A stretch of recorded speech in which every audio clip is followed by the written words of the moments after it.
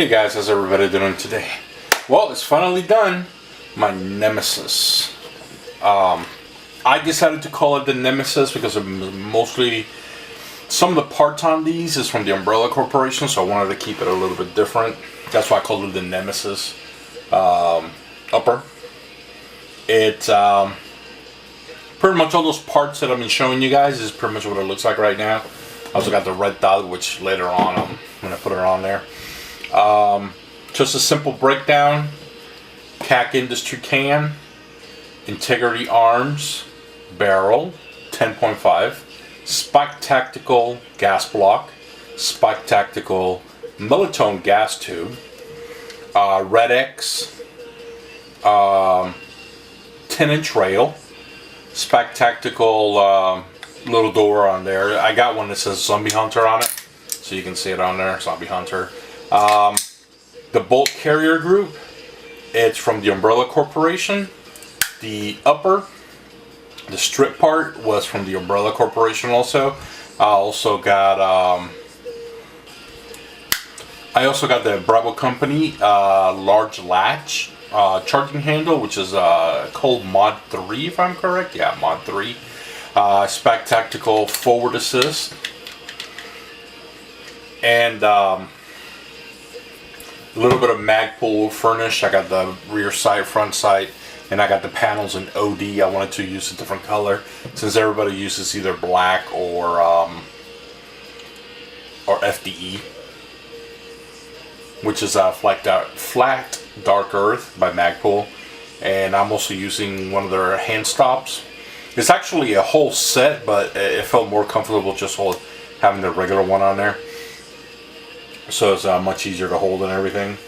And so far the build, I mean, I had a friend armorer who built it for me from the ground up for me on Sunday night. So I got it. So that's what it looks like. Just the upper, and then if you add the lower to it, this is what it would look like. It's the lower was completely built by me. And we all know about that in some of the previous videos. So you guys already have the information. So hey, I'm using the Spike Tactical Honey Badger. So I call it the Nemesis because I figured, hey, something different. Different name for it since everybody uses girls' names for some strange reason. But that's what it looks like. And of course, this is what it will look like with the red dot. And there we go. That's what it looks like with the red dot. Primary arms. It's a 3 MOA dot. And sometime this week I'll get a chance to go to the range and sight everything in. The backup sight and the red dot. So so there we go, guys. The only complaint I have about this rifle is that my complaint is it's a little bit longer than what I wanted. I wanted something a little bit shorter. So the 10.5 inch is fine because it comes right up to here. But then when you add the CAC Industry can on there, it gives it like an extra 2.5 inches. What I might do is I'm probably end up building another upper. And but that one is going to have a 7.5 inch barrel on it. And it's going to have a 7-inch rail to make it a little bit more compact. So it'll probably end up being like this small instead of being this large. Because yeah, probably end up being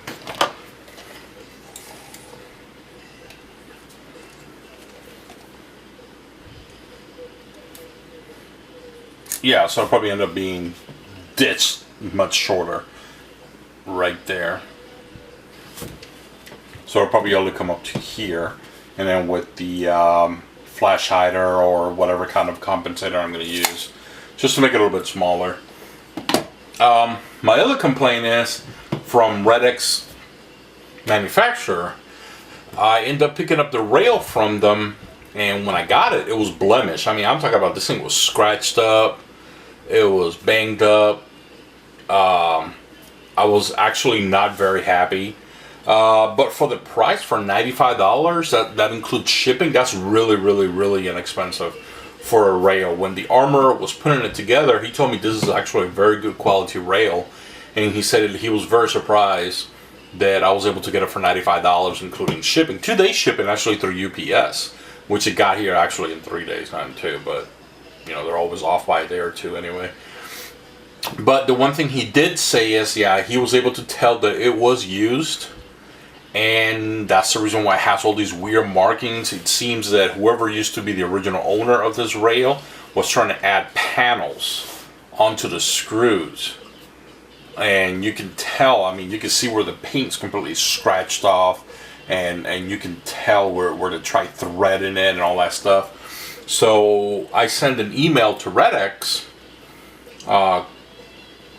and they told me that they never sell used stuff. Everything that they sell is 100% new, and that if I didn't like it, I can send it back. But I'm being nice about the email, because the email was actually kind of a little bit shorter than that. Like, they didn't really care that it was a used item. They were very adamant about that. But after I found out when it was being put together that, yeah, that the upper the rail was actually used. I mean, just like I said, the armorer who put it together told me, yeah, they messed around with it. You can tell it was used on something else. So so Redex company, which they make those inexpensive uppers, I will not buy anything from them, because I mean, they lied to me on the email. This is before I found out about that it was used on another upper.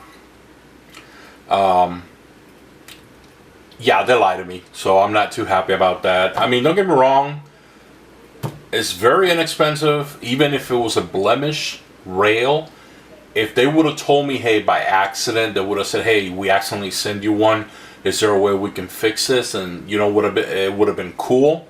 But they didn't really care. To them, it was like, oh well, just send it back, and we'll give you a refund. They didn't say anything about, oh, you can send it back, we'll fix it up for you. You know, we'll make sure we send you a new one. Nope, they didn't even bother trying to fix it. They just didn't care. So Redex is off my list of companies to use if I need to buy parts or even a complete upper from them. They're actually off my list. That's the experience that I had with them. If you guys have better experience with them, then you know, that's kudos for you.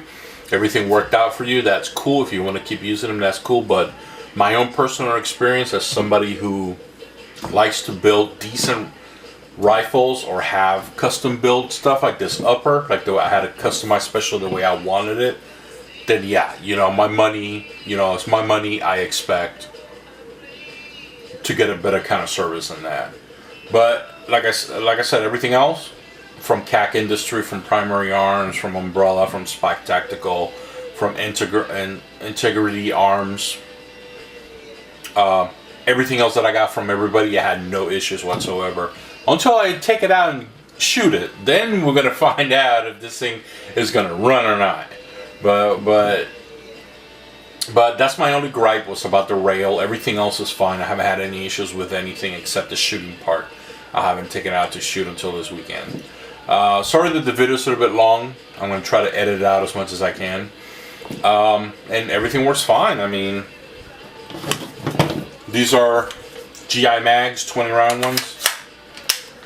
No problem. Fault free. I like them. Gen 1, I'm sorry, these are Gen 2.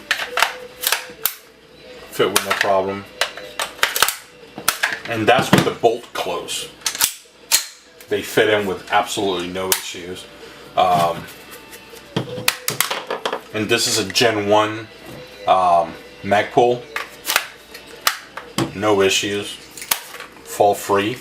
Oh, the only reason why it falls free because it's fully loaded. So it has 30 rounds in there. As you can see, pulling it, yanking it, nothing. Doesn't come off. So it's well built. And just like I said, I've been taking it out to the range this week, and I'll have my camera attached on there so you guys can see me shooting it at the range, doing it, you know, facing me to see if it blows up or anything like that, and then phasing away.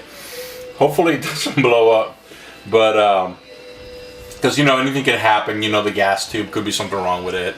Gas block could be have something wrong with it. You don't know about it. The barrel might have something wrong with it. You don't know. The bolt, who knows? So we'll find out. We'll find out. And hopefully you guys liked the video. If you guys have any questions, just ask. I'll try my best to answer everybody's questions. And you all have a good day today. God bless, and see you around next time.